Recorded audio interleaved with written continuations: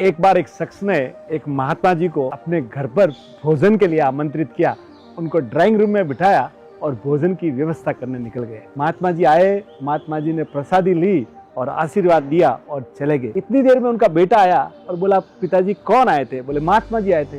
बोले drawing room में मेरे बहुत सारे पैसे थे, वो अभी गायब है। तो पिताजी ने कहा कि देख, महात्मा जी बड़े सज्जन है, ऐसा काम महात्मा जी नहीं करेंगे। बात आके चली गई, 1 साल हो गया। तो उस शख्स ने महात्मा जी को वापिस अपने यहाँ भोजन के लिए आमंत्रित किया और जैसे ही ड्राइंग रूम में बिठाया, वो भोजन की व्यवस्था करने पास में चला गया। इतनी देर में बेटा आया तो बोला कि महात्मा जी एक बात कहूँ, आप बुरा न मानो तो। बोले क्या? बोले पिछले साल जब आप आए थे ना, आपके जाने के बाद मेरे बहुत सारे पैसे नहीं मिल रहे। मैं आपको छोड़ नहीं कह रहा हूँ, पर बस है सो बात, आप नाराज मत होइए। तो महात्मा जी उसकी बात सुने और रोने लग गए। इतने में वो शख्स आया और जब उसको सारी बात पता लगी तो उसने बोला कि मैंने तुझे बोला था ना, तूने महात्मा जी को क्यों ऐसा बोल दिया? और बोला कि महात्मा जी मैं माफ़ी मांगता हूँ, मेरे बच्चे से गलती हो गई।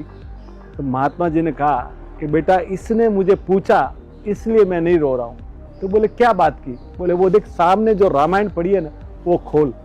और जैसे ही वो बाप बेटे ने रामायण खोली, रामायण के अंदर पूरे के पूरे पैसे पड़े थे। तो बोले जिस दिन मैं आया था ना, आपके पैसे यहाँ बिखरे उड़ रहे थे, तो मैंने सब पैसे इकट्ठा करके आपके वो सामने वाली रामायण के अंदर रख दिए कि जब सुबह सवेर शाम जब भी आप रामायण खोलोगे तो आपके सामने आपके पूरे पैसे मिल जाएंगे। पर मुझे आंखों में पानी इसलिए आ रहा है कि पूरा साल बीत गया और आपने घर में रामायण नहीं खोली है। तो हमारा हाल भी यही है सर।